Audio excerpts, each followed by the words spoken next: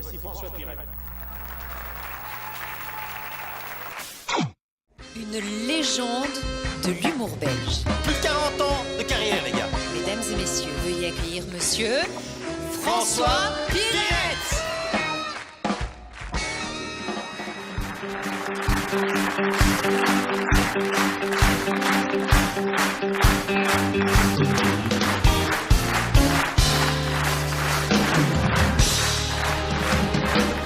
Mesdames, messieurs, ce soir, nous avons un rendez-vous du dimanche exceptionnel avec Monsieur Michel Drucker.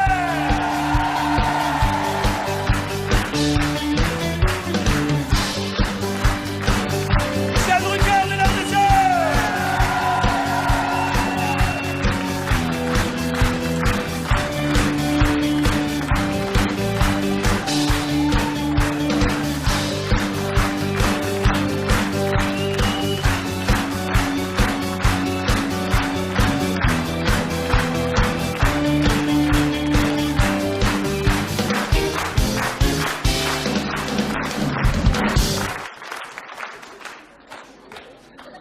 Je suis un homme de parole. Je dois dire. Alors, oui, c'est le vrai. Il y a déjà quelqu'un qui a dit, c'est le vrai, évidemment que c'est le vrai. En tout cas, à ce prix-là, j'espère.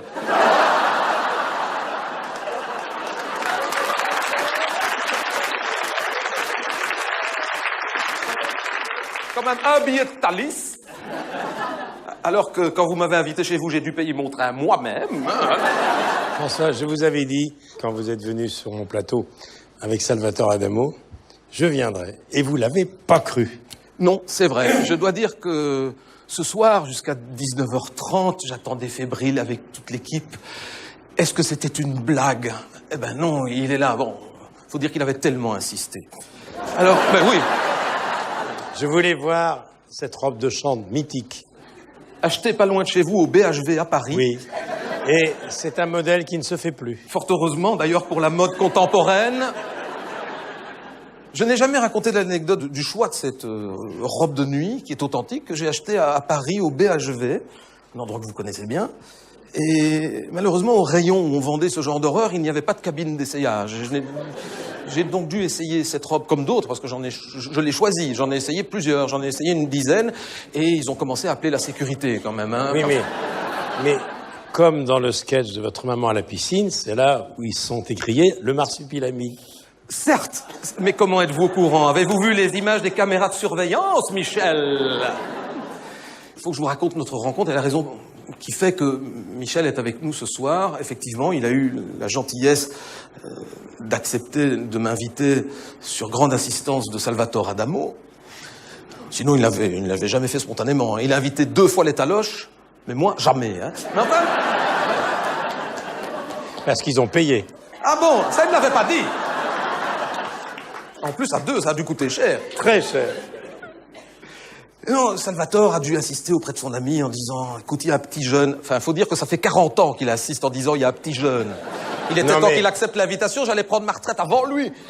Mais j'avais entendu parler de les gens d'en bas depuis très longtemps. Merci. Et les voici, les gens d'en bas, Michel Drucker. Les voici. François. Témoin d'un doute. Vous êtes sûr qu'il y a assez de vélos? Je crois qu'il en manque un. Je vous ai dit, si vous arrivez à deviner le nombre, vous pouvez en remporter un. Nous avons eu l'idée de ce clin d'œil à Michel, sachant qu'il est passionné de cet engin. On s'est dit, on va faire un décor avec des vélos. Mais j'ai surtout beaucoup de souvenirs chez vous. Beaucoup de souvenirs. On va en parler. Hein. En Belgique. Cela dit, la prochaine fois, j'espère qu'on aura un invité qui sera passionné de planche à voile, ce sera plus facile à faire. Il y a à peu près 250 vélos accrochés par l'équipe des gens d'en bas que j'aimerais un jour remercier avec vous. Ils y ont passé énormément de temps, très très tard dans la nuit, pour accrocher ce que nous pensions être un petit cadeau qui ferait plaisir à notre ami Michel Drucker. 250 vélos accrochés.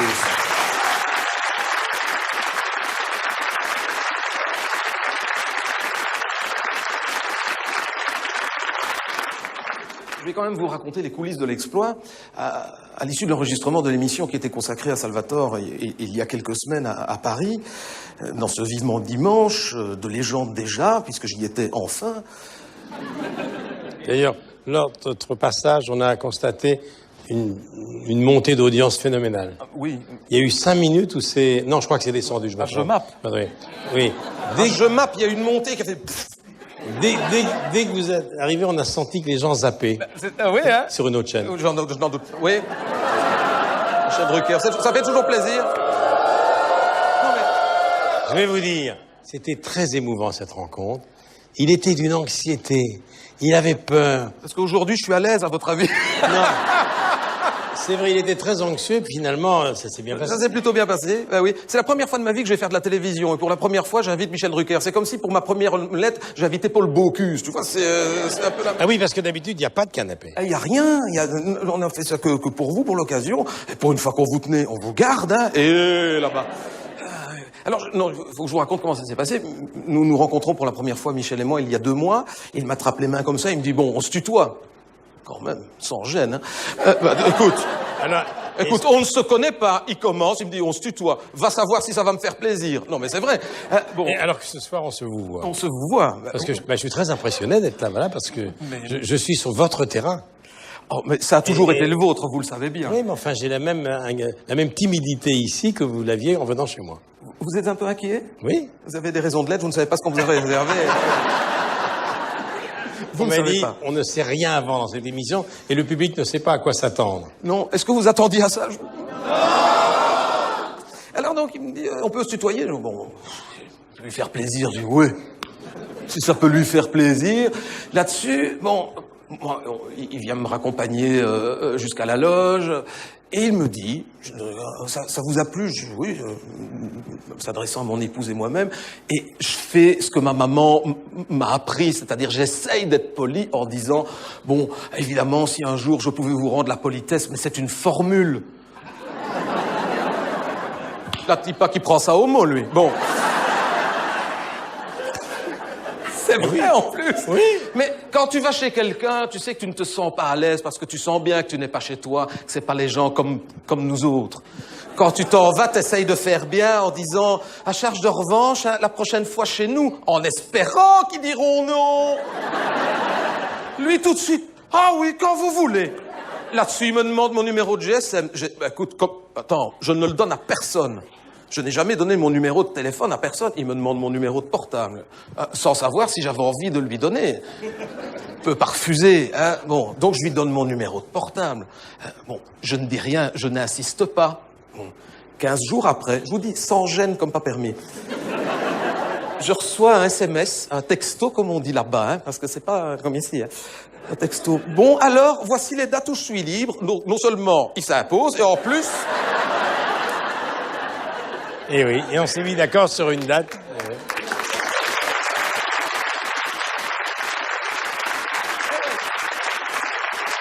Le problème, c'est que dans nos métiers, j'ai déjà vu ça, quelqu'un vous dit je viendrai, et puis au dernier moment, il dit ben non, il y a un empêchement. Alors pour lui foutre la trouille, je lui ai envoyé un petit mot dans le train en disant que finalement, je m'étais trompé, c'était sur une autre chaîne que j'allais ce soir. Oui. Dans une émission qui s'appelait Les gens d'en haut.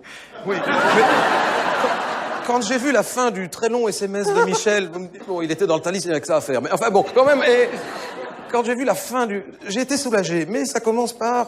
Cher François, merci, mais je crois que je me suis trompé dans mon calendrier, dans mon agenda. Je pensais venir chez vous, mais non, c'est bien dans une autre émission. Je lis tout ça, je dis, oh là là là là. On venait quand même d'accrocher 250 vélos pour lui faire plaisir, hein. Bon, alors... Et non, il est là. Alors... Nous ne nous connaissons pas bien, on se connaîtra mieux d'ici la fin de ce show, mais il y a plein de gens qui m'ont demandé, depuis mon passage à Vivement Dimanche, si c'était un vrai gentil. Alors je pense que sa présence ici ce soir devrait être une réponse définitive à la question.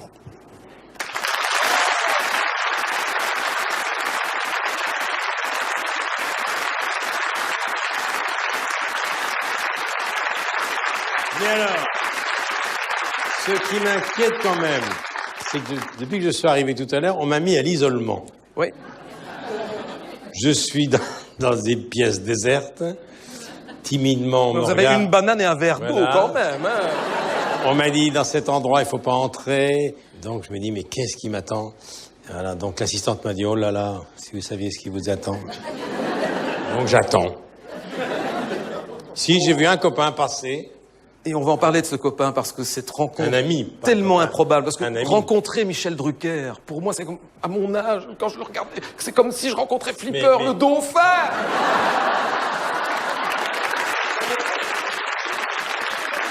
Oui, c'est une comparaison audacieuse, Flipper le dauphin, mais pourquoi pas? Pourquoi pas Non, si on m'avait dit ça un jour, quand j'étais petit, rencontrer Michel Drucker, ça ne se rêve même pas. Et ce rêve, il m'a été permis grâce à un fidèle camarade. Quelqu'un qui a toujours eu le chic pour m'inviter au bal des gens bien.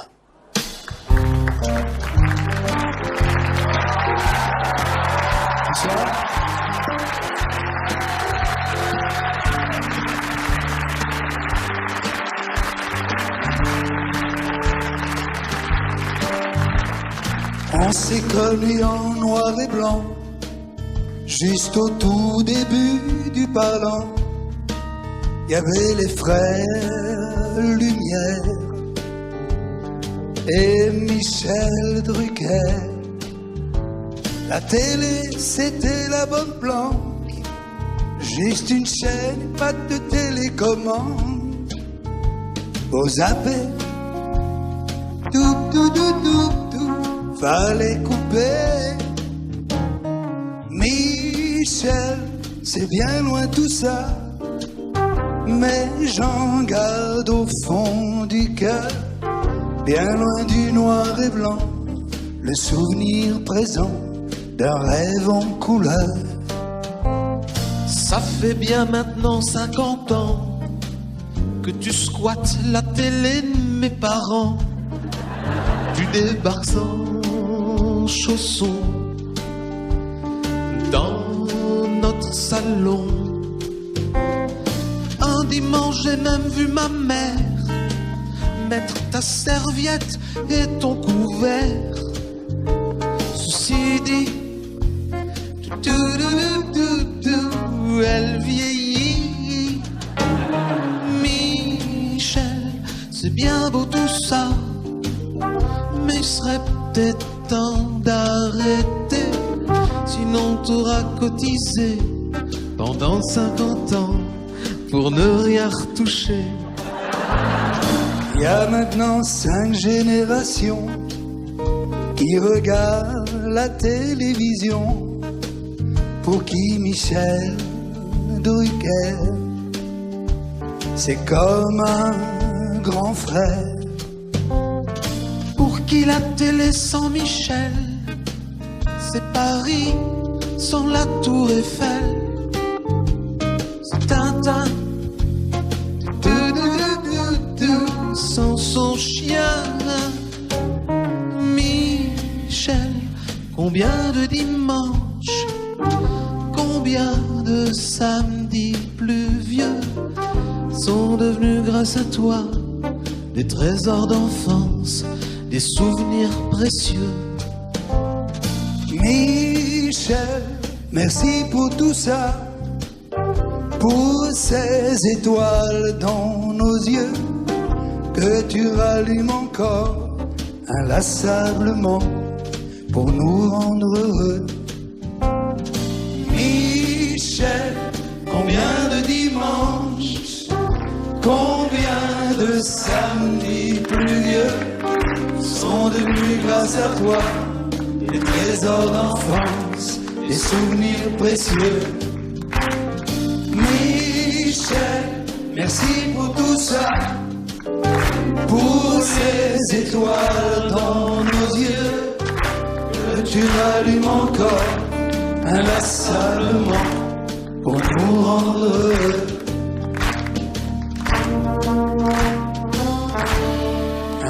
Inlassablement pour nous rendre heureux.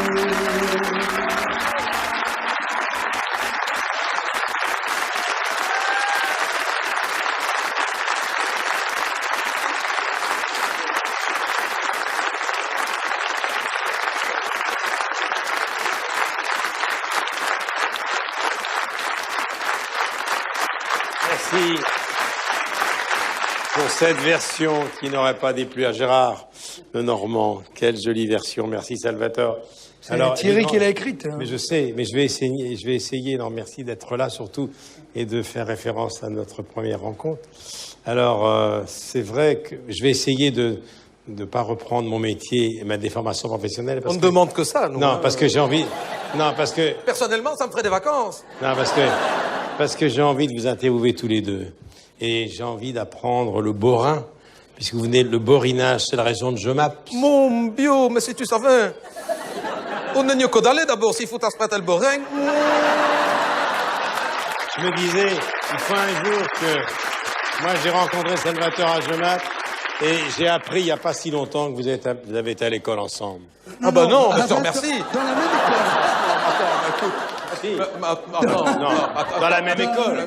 Mais t'as vu l'âge qu'il a, attends, quand même. Attends un petit peu. Non, mais Thierry, pour lui apprendre le borin, C'est la même on va école. publier nos SMS en borin. Il Ah oui, comprendra tout. la seule personne au monde avec qui j'échange des tartines comme ça, Moi en aussi. borin, par SMS, ce qui n'est pas facile parce que le correcteur orthographique corrige au fur et à mesure. Et il faut lui dire, tu vas arrêter, c'est lui.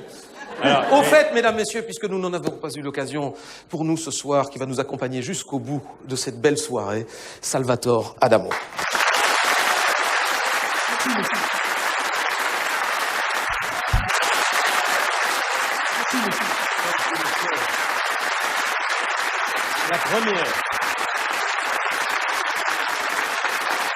La première vedette que j'ai interviewée, c'était Salvatore. C'était sur le terrain d'Anderlecht, avec un immense joueur de football que personne n'a oublié, qui était Paul Van Imst. Et j'étais là tout tremblant. Il était déjà vedette. C'était en 64-65. À l'INA, dans les archives de l'audiovisuel français, il y a ce document que je regarde de temps en temps. Il l'a racheté, il l'a détruit. Voilà. Donc on se connaît depuis 50 ans. Hey, ça te fait une paye. Alors, Michel, lorsque nous nous sommes rencontrés chez vous, la première chose que vous m'avez dite, c'est... On se tutoie quand même, on se connaît, on s'est déjà rencontrés. Eh bien, nous ne nous étions jamais rencontrés, et par la suite, je me suis souvenu que nous avions eu une rencontre. Elle est authentique, en tout cas, jusqu'ici, je le crois. Savez-vous que la première fois que nous nous sommes parlé, j'étais tout nu. Je suis sérieux. Un soir à Montréal... J'ai pas oublié cette anatomie. Cette anatomie décalée et étrange. Surtout décalé. Étrange, faut s'y faire. Mais À Montréal? à Montréal... C'était dans un hôtel. Suite 314.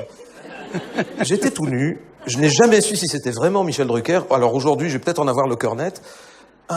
Qui a dit c'était peut-être DSK. C'était pas dans le même hôtel, de toute façon. Un soir, à l'occasion du festival du Rire de Montréal, Oui. auquel Michel participait comme moi en tant qu'artiste, lui en tant que grande vedette. J'avais présenté la première édition. Tout à fait. J'en étais, enfin, en tout cas pas sur scène avec vous, j'étais là. Et très tôt un matin, alors que je souhaitais tellement ne fût-ce que le croiser dans un couloir, ça ne s'était pas fait, Michel devait reprendre certainement un avion très tôt le matin, parce que généralement les courriers qui revenaient vers Paris partaient très tôt le matin. On est venu frapper à ma chambre. J'étais tout nu parce que c'était l'été, que voilà, j'aime bien être à l'aise. Je me suis levé, j'ai demandé de qui il s'agissait, et on m'a dit c'est Michel. Michel Drucker. Et Michel devait transmettre ou remettre quelque chose à quelqu'un avant de partir. Et j'ai dit à Michel, je crois que vous êtes trompé de chambre. Non, c'était volontaire. Et c'était notre première rencontre. Elle est authentique. Mais je n'ai jamais oublié votre profil. Vous aviez déjà un bel organe. Et en fait, ce que vous pensiez voir dans le Judas n'était pas mon œil. Et c'est une anecdote, c'est authentique. Pensez haut, hein? Et c'est vrai. C'est vrai, bien sûr. C'est vrai, c'est fou ça. Bien sûr que c'est vrai. Et on s'était pourtant rencontrés bien avant cela, je crois que c'était en 1965, dans votre club de tennis. Ouais, vous étiez en train de jouer au tennis et j'étais en train de parler avec un À la monsieur. porte de Saint-Cloud. Je pense. Bon, nous étions, vous et moi, beaucoup plus jeunes. Nous étions même en noir et blanc. On ne nous avait même pas équipés de la couleur. Je vais essayer de vous rafraîchir la mémoire de notre toute première rencontre.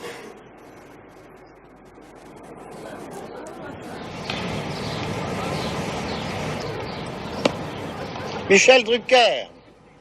Michel Drucker. Oh, que c'est drôle. Vous voulez venir une seconde? Michel, le vieux qui t'appelle.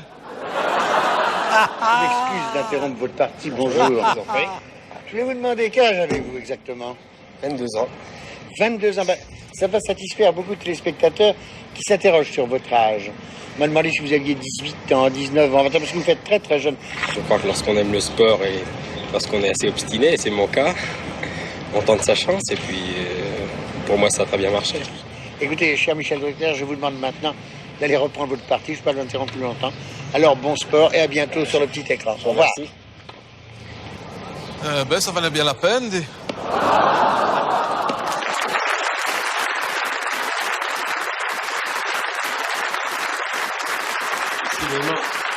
Finalement, on s'est souvent rencontrés. Hein. C'était la première fois. Il y en a eu d'autres. Non, c'était pas la première fois. C'était pas la première fois. C'était la seconde rencontre. Il y en a eu une toute première. Et pourtant, vous devez vous en souvenir parce que les gens doivent se demander pourquoi vous trembliez autant à l'occasion de votre toute première télévision. Ah oui, non, je tremblais. Il faut dire que je ne vous avais pas gâté parce que sous ce pupitre, on vous avait fait une petite blague. Vous avez toujours eu la pudeur de ne pas en parler. Je vous en remercie. Notre première rencontre à Michel et moi date de sa toute première télévision. Voyons ça. Bon, allez, Michel, ça va aller, hein. De toute façon, à un moment donné, on t'a vite passé. Allez. Oui, monsieur. Bien, monsieur. Commençons par les principaux résultats enregistrés à l'étranger. À Kassel, en Allemagne de l'Ouest, la première Coupe d'Europe d'athlétisme a connu aujourd'hui son épilogue avec l'édition féminine. 6 pays étaient aux prises, à noter que 4 nations déjà représentées à Stuttgart, dans l'édition masculine, se trouvaient à nouveau en présence, les 2 Allemagnes, la Pologne, l'Union soviétique, les 2 autres qualifiés étant la Hongrie et la Hollande. Comme prévu, c'est l'Union soviétique qui l'a emporté avec 56 points devant l'Allemagne de l'Est, la Pologne, l'Allemagne de l'Ouest, la Hongrie et la Hollande. Au cours de cette finale, les sœurs Press, Irina et Tamara se sont une fois encore distinguées. Irina Press a couru le 80 mètres haies en 10 secondes 4 dixièmes, égalant le record du monde de la distance détenu par l'Australienne Pamela Kilbourne depuis février 65. Irina Press établit également un nouveau record d'Europe, l'ancien était de 10 secondes 5 dixièmes. Quant à Tamara Press, elle a battu son record du monde du lancer du poids avec 18 mètres 59, l'ancien était de 18 mètres 55 et lui appartenait. En France, c'était les championnats de France de relais qui retenaient l'attention aujourd'hui à Paris, à Charletti. 4 fois 200 mètres, c'est le Racing qui est champion de France avec Picmal, Lambro, Benakoum et Delecourt. Temps 1:24.6. 4 fois 800 mètres, c'est l'ASPP, l'association sportive de la préfecture de police, championne de France. L'ASPP remporte également le 4 fois 1500 mètres devant Sochaux. C'était notre toute première rencontre, Michel. J'ai pas perdu mon sang-froid. Hein.